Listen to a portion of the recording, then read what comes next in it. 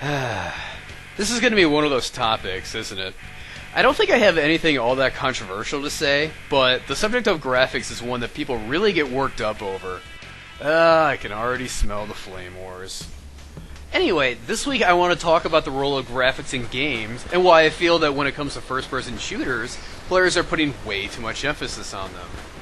Now, just to be perfectly clear, I'm not arguing that they don't matter. They absolutely do. After all, we're guys. Well, most of us anyway. We're visual. I'm not saying they're essential either. After all, we are capable of enjoying text-based games. But when it comes to first-person shooters, particularly those from the era of Doom and Quake, it seems that there's entirely too much emphasis on graphics technology. Now, I'm sure if any of you have spent much time on this thing called the Internet, you know what I'm talking about. Message boards and comment sections for first-person shooters are filled with discussion of things like texture quality, architecture, shaders, and the id Tech and Unreal engines. Real under-the-hood type stuff. It's a little bit crazy if you think about it. Does anyone care what engine Street Fighter 4 runs on? Did anyone see the trailer for Iron Man 3 and go, oh man, I wonder what kind of camera they used to film that? Of course not! Yet when a new first-person shooter comes out, there's plenty of discussion of the engine. Right now there's a video on YouTube of a tech demo of Unreal Engine 4 with close to 1 million views. Mind you, this isn't of the game Unreal 4, this is of the Unreal Engine 4. There is zero game substance there, yet people are drooling over it. It's like instead of watching a trailer for a movie, you're watching a trailer for a camera and special effects company. So, why is there so much more emphasis on this when it comes to first-person shooters? First of all, these games were sold on their technology. They were developed when technology was moving at a fast pace, and from one generation to the next, there were huge advances. For instance, Doom alleged to have varied lighting and floor heights over its predecessor Wolfenstein 3D, and Quake alleged to have truly 3D environments and objects over Doom. Not only that, but these advancements in graphics technology happened only a few years apart.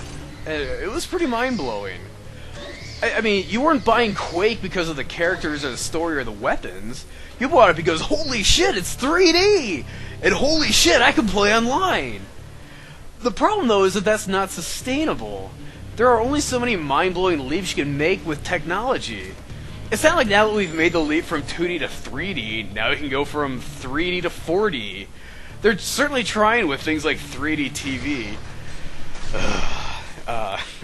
But at some point they're going to hit a wall. Another reason is that developers like Epic Games and id Software are trying to sell engines. They want you to get hyped up about their engines so that you're more likely to buy games that use it, which makes them a lot of money. The list of games licensing the various Unreal engines is absolutely massive. Most of you probably know several games that have used them, and that's no accident. The last reason I'll mention is that first-person shooters tend to be expensive. Unless it's, well, Wrack, these games all tend to be $60, which is not exactly cheap. Not only that, but between lengthy single-player campaigns and multiplayer, they tend to be pretty time-consuming. Between that and the cost, it's hard for people to justify getting into a new one. As a result, graphics become more important in their decision-making process. After all, plunking down $60 on something that doesn't look like it's going to be any good is very understandable. In any medium, I have always viewed the visuals as being crucial to getting you in the door, getting your interest. At that point, though, for you to continue to enjoy something, the substance has to take over. A game has to have great gameplay, and a movie has to have a great plot. After all, I don't think many people watched the Star Wars prequels and said, yeah, I didn't really like the characters and care for the plot, but the special effects were awesome. I love those movies. They were definitely better than the original trilogy. Yeah, no. I'd like to see us get there with first-person shooters, and I think we're headed in that direction.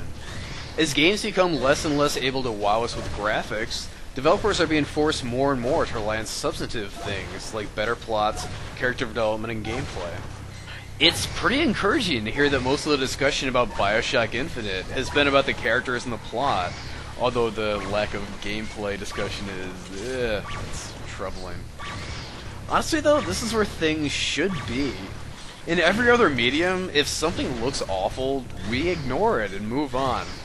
However, if it looks great, then we're interested, and we get right to focusing on the substance.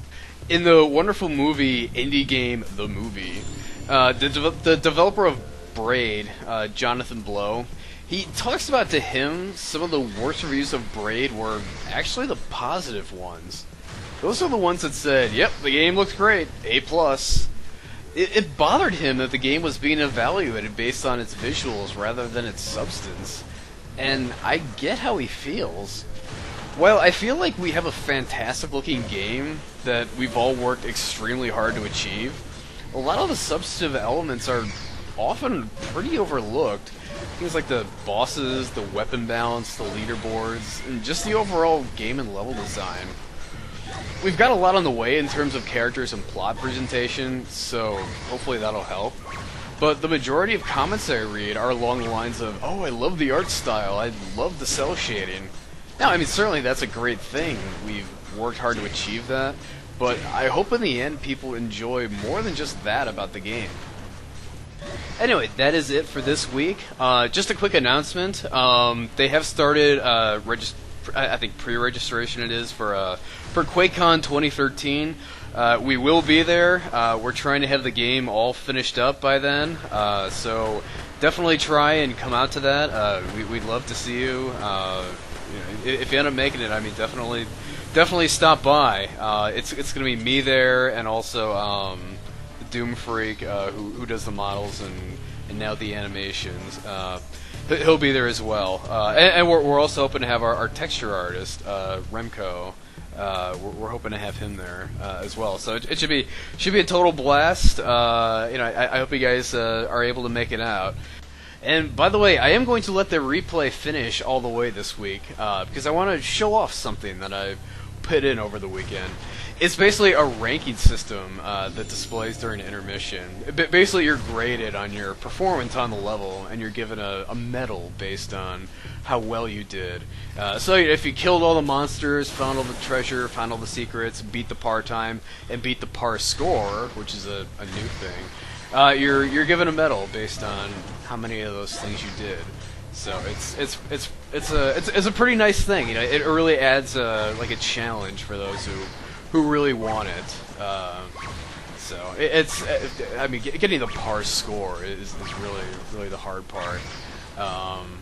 But I was able to get the highest grade of medal, and I'm going to show that off, damn it, because I am proud. So, anyway, well, thank you for watching, and I will talk to you guys next week.